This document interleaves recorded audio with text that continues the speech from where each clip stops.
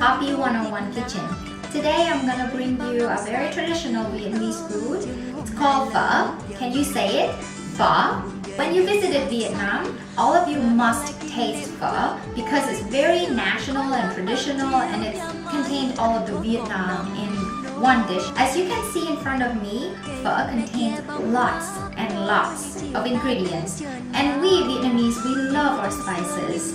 So let's go through the ingredient. First, for the stock. For the stock, I'm using beef bone, and this is the most delicious part of the bone, the marrow. The marrow will give you the beefy taste of Phở soup. Right here, I'm having beef tail. Together with the stock, I will use 1 onion, and here are the Vietnamese spices. Of course, you will need garlic and ginger that I'm already slide them up, whole black pepper, cinnamon stick, 1 is enough, cardamom, this is how they look up close. I hope that my camera is working. Cloves, about 1 teaspoon or so, and this is Star Anise, about 1 tablespoon.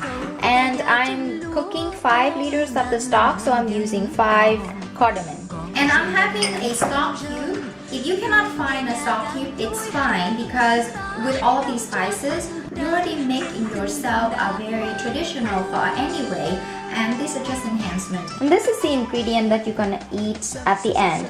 Guys, seriously, use beef premium, so Sir Loin Steak. And then for the main noodles, I'm holding dry noodles. If the area that you live in, you can obtain the fresh noodle, by all means be my guest and you're welcome to use all of this, but I don't have the fresh noodles, so I'm just gonna use the dry noodles. And then the materials that you are cooking with. So you will need 1 5-liter pot, and this is my main pot right here. It's 7 liter. Over here we have the herbs. We love our herbs. So in order to garnish your pho bowl, you need bean sprout, Southeast Asian basil. This has a distinct smell into it. It's not European basil, but if you cannot find it, you can leave it out. And Kulantro, and of course coriander and green onion. So let's start. So now just pour in around 3.5 liter into your 5-liter pot, and you prepare around 2/3 of your 7-liter pot and boil both of them. Now I'm gonna take my bone and just put it in the pot. And you're just gonna leave this like this without a lid. Let it boil for 20 minutes, and I'm gonna transfer all of this half cooked into our 7-liter pot. And one important thing, when you boil these, just put in 3 slices of ginger and 1 tablespoon of salt.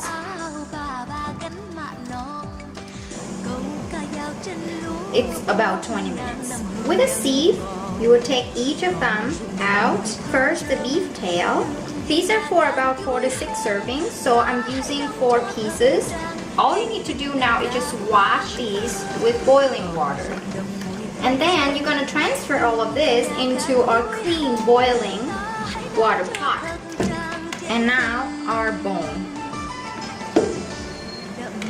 This is the marrow here. This one will give your soup the beefy taste. Do not throw away your ginger. Take your ginger back.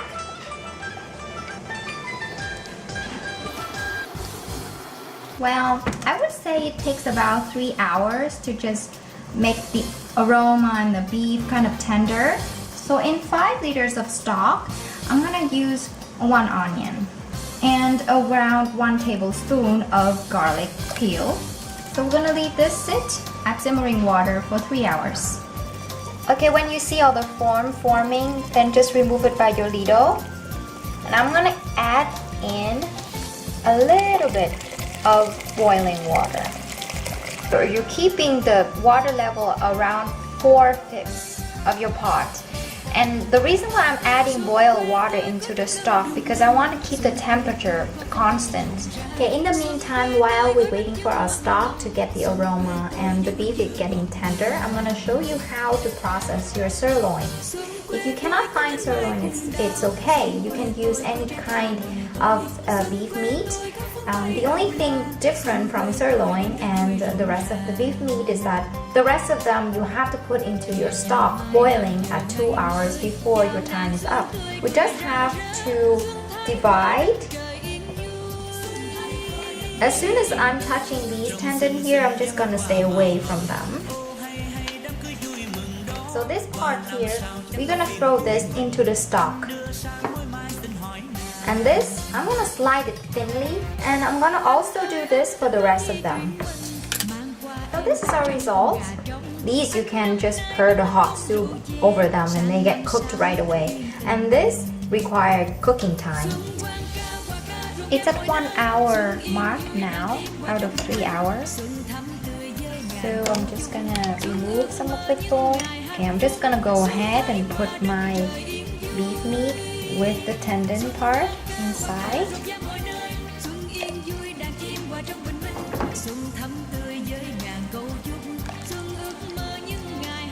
Okay, now we're at the mark of 2 hours into our braising process.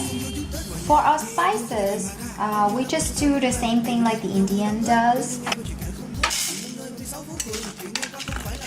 Just gonna leave this on your stove at the highest heat and keep stirring them until you hear like a little popping and you can smell it. Okay, so I'm using an electric stove, so it takes me around 2 minutes. Pay attention if you're using like the gas stove because the heat is hotter. And I'm already hearing the popping. There you go. That's what you're looking for. And I can smell the aroma all over my kitchen. So after transferring all the spices into our stock, the stove is still hot right now. So I'm gonna put my ginger slice. You can do all of this in your oven, but I want to control each of my spices, so I'm using this method instead. So now you can see that my ginger slide has some dark spot on the flesh. It's popping very nicely, so I'm just going to transfer this into my boiling stock. And then we're going to leave this for another 1 hour. Okay, now I'm going to show you how to do an instant garlic pickle. First of all, 1 tablespoon of sugar, 1 teaspoon of sugar, 2 teaspoons of boiled water. I'm gonna use vinegar, any kind of vinegar, rice vinegar, I'm using rosemary vinegar, or even oregano vinegar, it's fine, or even fruit vinegar. So the ratio would be 1 sugar, 2 water, and 4 vinegar. Here are my garlic cloves that I already peeled. So you just slide them very thinly. Put them here. I'm using 1 hot chili.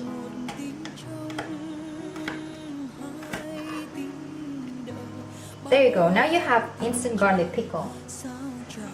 With 1 onion, you're gonna slide them very, very thin.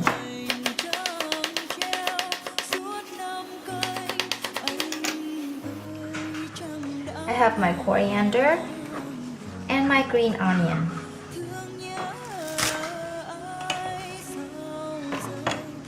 I'm only using the green part of the green onion with the coriander. So not too thin.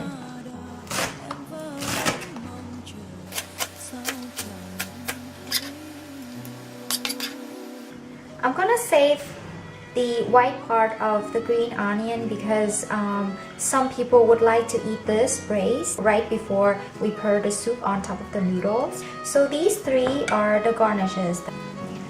About 40 minutes before our braising time is up, we're gonna take out our meat, the tendon part that we put in 1 hour into our braising time. As you already see that I'm having some ice water, try not to take the aroma stuff immediately into my ice water. Also, I'm gonna take out the beef tail. But first of all, I'm gonna take out my onion.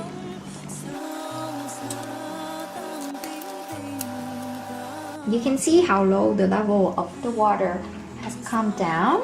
So I'm just gonna pour in some boiling water. And in here, I'm gonna place 3 tablespoons of sugar, 1 tablespoon of salt, and about half a teaspoon of ground pepper.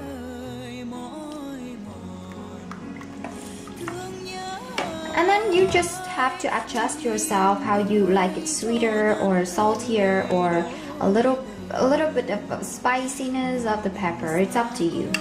And over here, I'm also placing another pot of boiling water to prepare our rice noodle. And before, I'm gonna show you how to slice our meat. I'm gonna put in this seasoning cube. So for 7 liter, I'm just a little bit greedy here. I'm gonna put 4 cubes in because I want to have the aroma. Oh, and I forgot to mention that I'm using 450 grams of premium Sir Loin Steak. So now I'm gonna show you how to slice our meat. So one trick, around 1 hour before I'm slicing my premium steak, I'm placing this in the freezer so that it will be easier to slice. For this, you need it to be very, very thin, so your knife should be very, very sharp. As you can see, this is the muscle fiber, so all you have to do is you go perpendicularly. So this is how thin it should be. Because you're gonna pour the hot soup, so you make sure that your beef slice should be thin enough so that they can be cooked immediately. I'm using another cutting board to cut our cooked beef meat. This one you can go a little bit thick. It's okay. There you have it. One is for raw and one is cooked beef meat. Let's prepare our rice noodle. So when my water is about to boil, I'm just gonna dip very fast some of the bean sprout. Some people, they don't like to eat bean sprout cooked, but I do, so I'm just gonna dip the bean sprout in. That was about right. Now we're gonna put them into the bowl, and I'm just gonna use half of the package.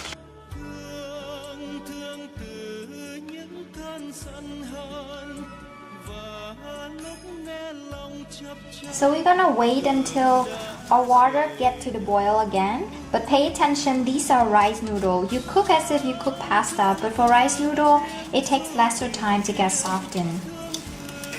So when this noodle is really, really soft, then we're gonna pour in our running cold water through the mesh.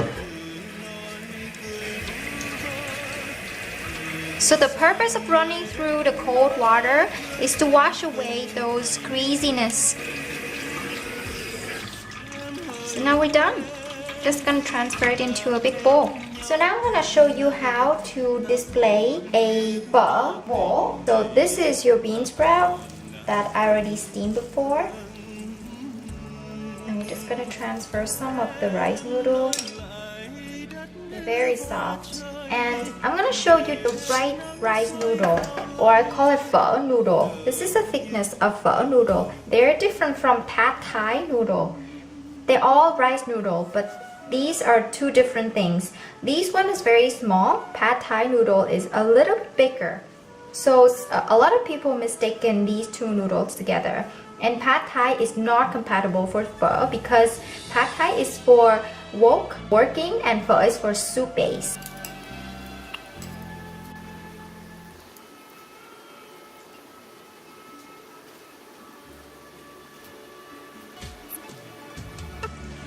Like I said before, some people like to eat the white part of the green onion, just braised.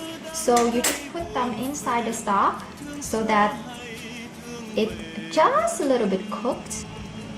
And I'm gonna show you how to pour in the stock. So you don't take the spices, just the clear stock. And you're gonna pour at the side of your bowl so that the coriander and the green onion won't be cooked because they're gonna turn brown. And you pour some over your raw beef and they get cooked right away.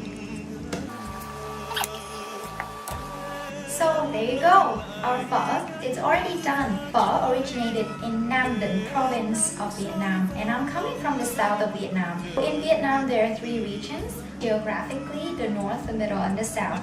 And since pho discovery, it depends on the region you live, and there's different tastes for pho. Like Hanoi pho is totally different from Saigon pho. And I'm cooking Saigon pho because my mom used this recipe. For the southern people, pho needs to eat with hoisin sauce and the chili sauce. As far as I know, the northern people don't eat with the hoisin sauce, just the chili sauce and the instant garlic pickle. And then the southern people, they eat with fish sauce. We love our fish sauce, and we eat a little bit of lemon juice as well. So enjoy your meal and good luck in the kitchen. Bye.